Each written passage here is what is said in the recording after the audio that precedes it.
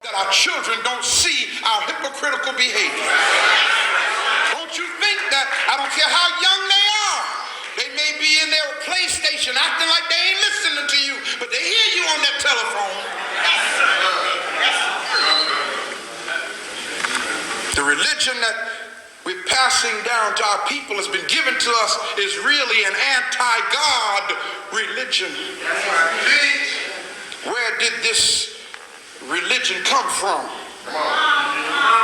We got to go back to those who mandated it in the first place, like a sick, sadistic person called Constantine.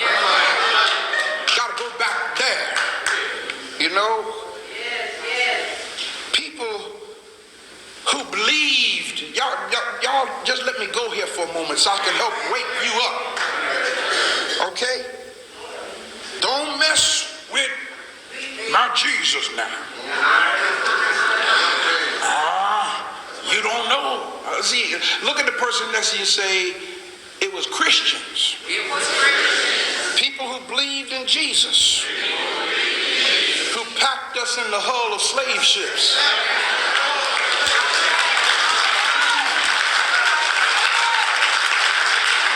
Understand that. Now, don't get me wrong. I'm not saying that Christians are evil. I'm not saying that. Again, it's back to sincerity of heart. A lot of our people are what they are because that's all they know. Okay? But see, the truth of the matter is you don't know the real story behind its existence.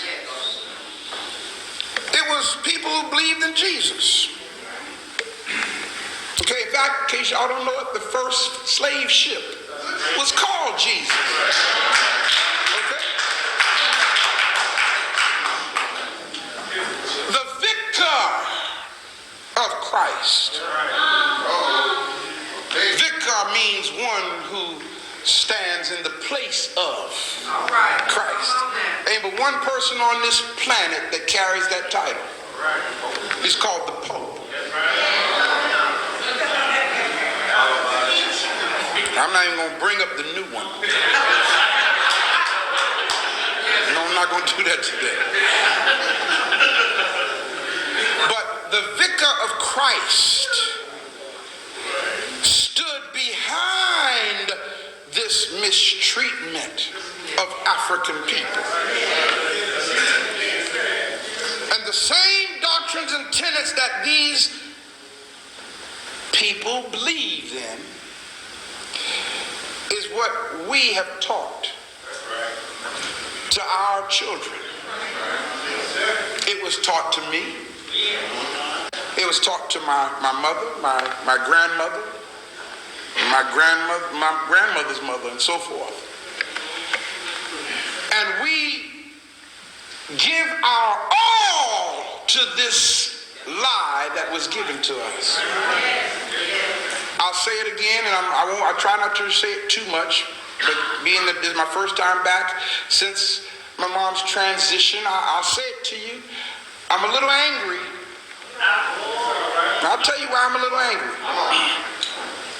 I'm a little angry because my mother died or made her transition bleeding with everything in her that she was going to be raptured away.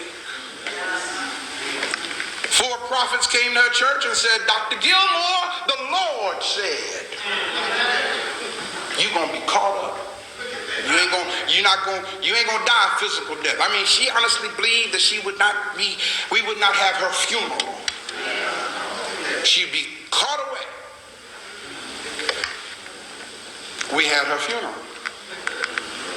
How many hundreds of thousands of our loved ones are dying with a false hope?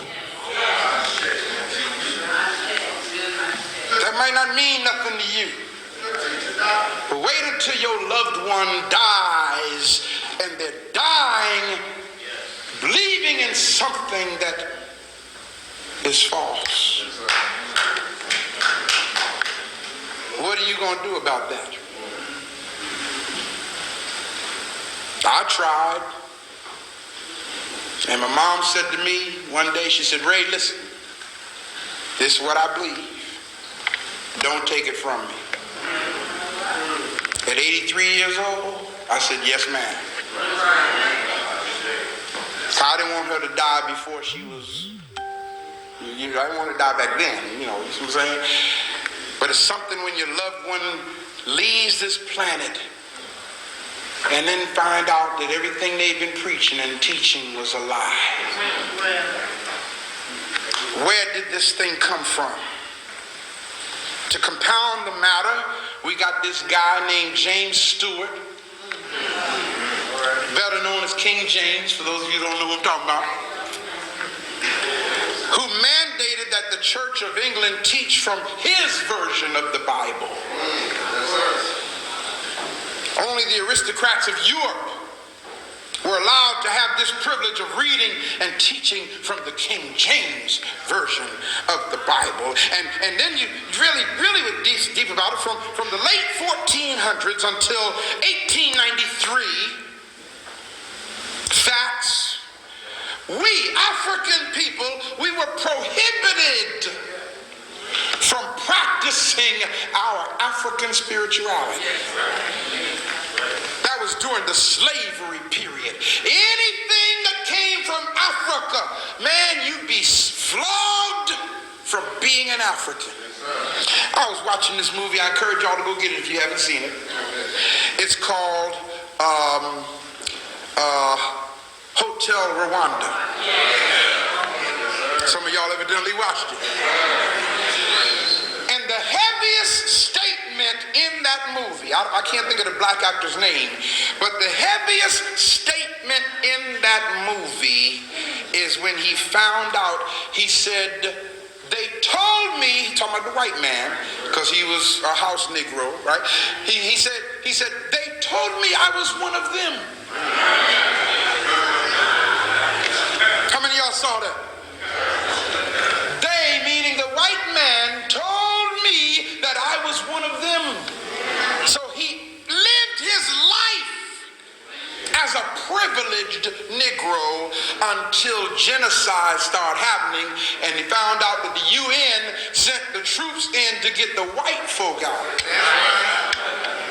That's what I mean, y'all, when I say racism. White people will benefit from racism even if they're not a racist. Simply because they're white. You understand what I'm saying? White sympathizers who sympathize with black folk were giving them money. Here, you be all right. We're going to see, do whatever we got. But we got to go. Bye. Because it had been dropped down. All right, it's time to get rid of these people now. And hey, when are you going to realize that they told you that you were one of them?